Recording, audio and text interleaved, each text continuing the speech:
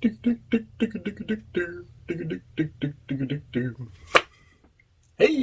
debate of the day. Hand-tied rubber jigs. Are they still any good anymore? I kind of think so. You ready to run and gun? It's time for blast off. Let's go.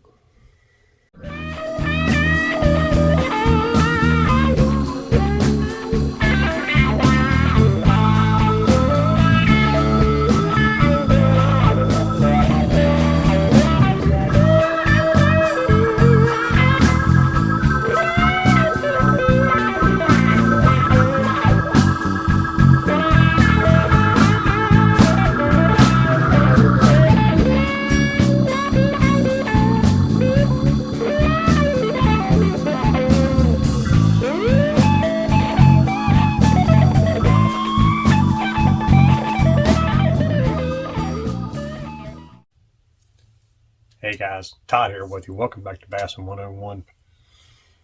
I thought I would do another series, this time hand-tied rubber jigs. You know, rubber jigs really never left the market. They died in the early 90s because everybody was into the silicone, and that kind of carried on through, but some of the diehard guys still use rubber. It was always for sale. Now they carry rubber skirt material that's got a silicone coating, so you don't have to worry about spraying them down with line and reel magic. You don't have to worry about trying to keep them dry and get them muddied up and all this kind of stuff. That's gone. The stuff they have nowadays is really, really good. It's a lot better than the old rubber that I remember, because again, it would start to get brittle. It would melt, to other stuff. But the stuff they have now has got this silicone coating to it. And I'm going to tell you a trick I figured out. It's only a part of the equation. But if you get your skirt material and you roll it up, don't roll it up tight, roll it up where it's kind of loose.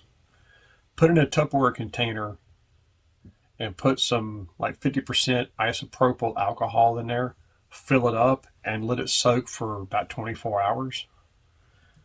And that sucker will lay down just like that. It'll soften it up. It won't bleach it out that bad, to be honest with you. And the chartreuse will do it a little bit. This orange will do it a little bit, but you can see the orange is still there. As far as black or blue colors, doesn't bother that a bit. Still holds in there very well. Now, I've got my silicone jigs, and I love them. I cut them differently, trim them more chewed up. I'll explain that in the series as I'm tying stuff. I wanted this to be an introduction so you can see exactly what I'm tying, the trailers I use, why I have these things kind of chewed up looking, and everything else. I use a 45 strand skirt. Okay, I've experimented with 50. I know you're thinking, that's 5 strands. I'm going to tell you something. There's a fall rate difference in 5 strands. I'm not kidding about that. Some guys use a 40 strand skirt. That's a little too thin for me, and it makes the jig fall a little too fast. I kind of like that medium kind of jig fall to it. So what I like is about a 45 strand skirt, and it still compacts very well. It's not over bulky. It's kind of chewed up looking because I kind of skip cut. You'll see in the videos how I do it. And I only use about 6 strands of tinsel. Now I actually use tinsel because tinsel will lay down.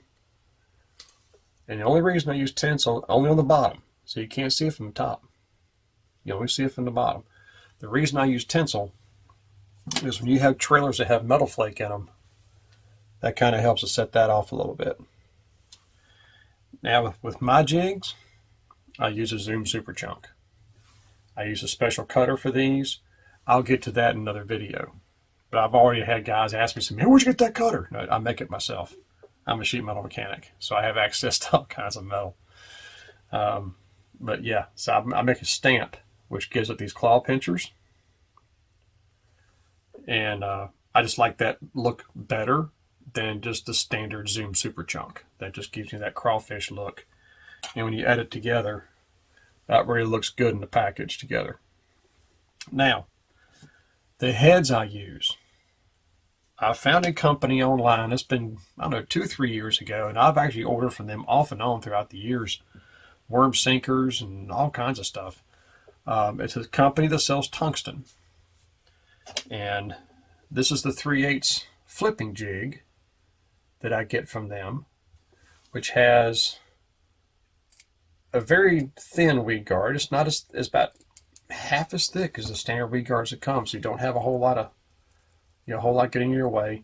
A good medium-sized hook. It's not super stiff for flipping, but it's also not super thick for if you want to make long casts. It's a good all-around hook. And as always, you see how that bends.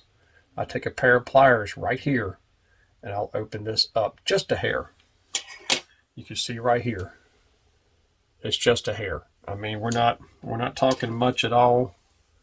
Just a little bit of an opening. But it's definitely not that. Okay. I also like this head because it has but the collar is pretty good size where you can get some material in there. But it has this spike right here where I can just run my trailer, because I don't hang mine back here like a pork chunk. I'm an old pork chunk guy. And this is really hard to come into plastic. It really is, because you're used to a certain way. But I've gained confidence in this trailer. I've used other trailers too. The Zoom Pro Chunk, the old pork chunk style, is an amazing trailer, but you can't keep it flat. It keeps wanting to kink up on you. So this is an easier one to deal with. I don't boil these guys. I leave them stock out of the bag because they're plenty soft. This is the heavier end of it anyway. So it's a very good design from Zoom. But I will push this all the way up into that if I want to fish it without a rattle. If I add a rattle, it's these rattle collars that you can get from Lure Parts Online. I think Netcraft carries them too. And I do put both rattles on. And I will slide that up on the collar. And all I would do is just add a small drop of super glue on that, and then push that trailer as far up as I can. I don't trim it. I don't do anything to it because it's a very small head, and it does not protrude from that skirt, because when you're using rubber skirts, this is your water resistance, not the head of that trailer. I've trimmed them. I've done everything else too, just to see what happens. It doesn't change it. Now, you might like other trailers. That's fine. Use whatever trailer you want to use.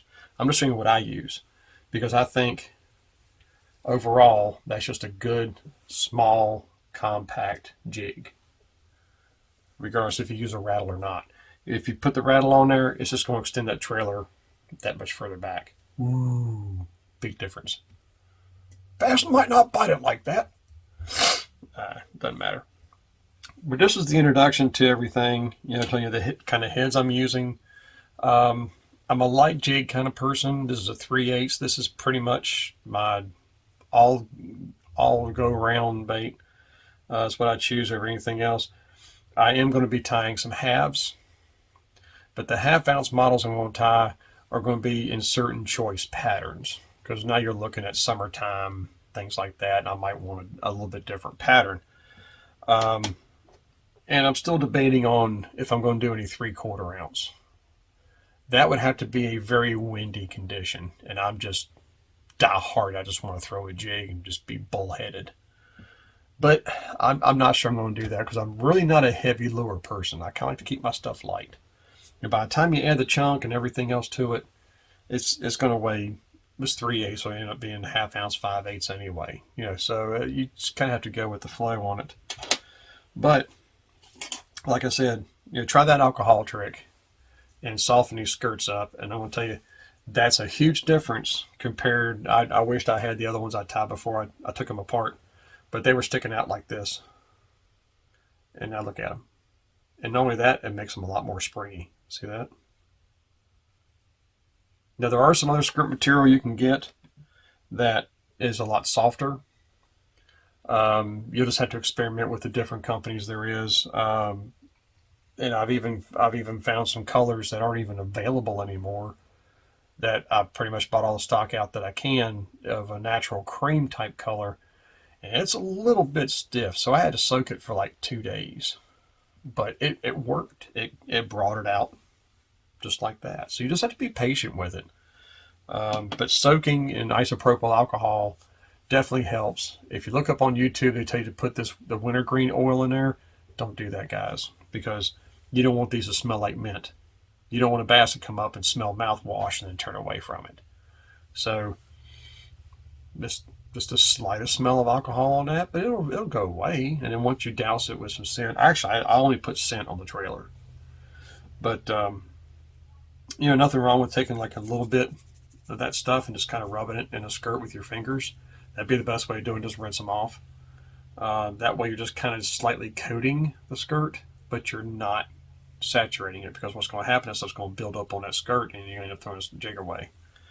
So this is the introduction I have for hand tying jigs. I have 14 patterns that I have lined up for this setup. I know, simplify your fishing. What are you doing with 14 patterns of jigs?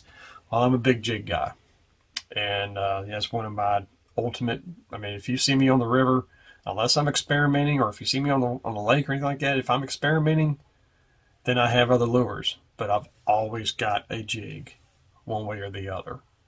And a jig video is going to be coming down the road anyway, as far as what I use for certain things, the weights, why I choose weights for different colors and everything else. But that's just my system. Your system's probably different. If you're starting off into jigs, maybe this can help you out a little bit. I know there's other videos out there. I know that there's several that Matt Allen and Tim Little had done from Tactical Bassin, where they do some jig videos and showing the different colors of different trailers and keeping it simple and everything. And those are great videos. Those guys know what they're doing. I'm not going to say that they don't know what they're doing.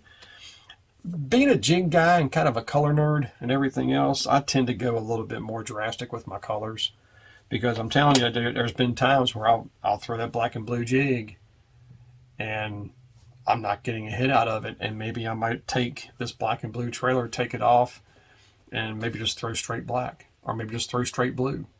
It makes a difference. Or if that's not working at all, I might go to the same effect, but with some green pumpkin in a skirt, and now I'm throwing a green pumpkin trailer and get a fish.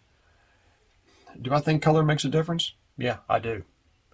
But that's your choice. That's something for you to play with. Because bass don't read magazines, they don't watch videos on YouTube. So they have their own little thing going. And if you're familiar with crawfish in your area, then you can tie jigs to the crawfish you have in your area. That's brilliant. Definitely do that. I kind of run the gamut on my stuff, but they're colors I have a lot of confidence in. I'll definitely throw them. Some are kind of quirky. You're probably looking and go, what in the world is that guy smoking? But it's a color pattern that works. Don't ask me why. I caught fish on it. So, again, hand-tied rubber jigs. Are they back? Yeah, they're back. Even Randy Blaukut's even come out with his old-school fishing jigs, which are rubber. But I tend to like mine cut a certain way, a certain length, and I explain those in the video, why I have them like that. Because it's just the perfect deal to hang over that trailer. It's just perfect. So, that's all I got, guys. So tune in for this episode. This is the first one. This is going to explain everything to you, so I don't have to explain it in every single video I do. So I'm glad you came to the first one here, and we're going to have some fun with this kind of stuff, because these little patterns right here are very subtle. I don't like bold colors unless that's what you're doing, because with rubber skirts, everything's bold.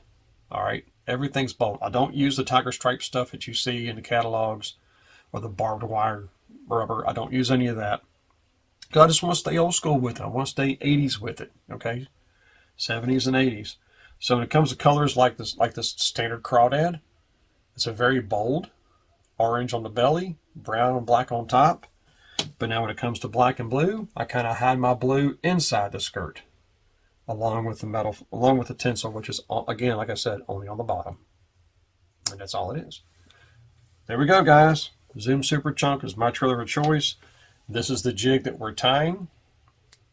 an OM Fishing flipping jig, tungsten, and there's my rattle of choice. You snap them in his little Mickey Mouse ears, and you put that sucker on a jig, and you go with it. So I hope you enjoy this little ride on hand tying some jigs. I hope you enjoy these patterns I'm going to be showing you. And yes, I'm giving a recipe for every single pattern I do because I'm very particular about how these jigs look. Do bass care? Nope, but I do, and that's what matters. It's a confidence level, right?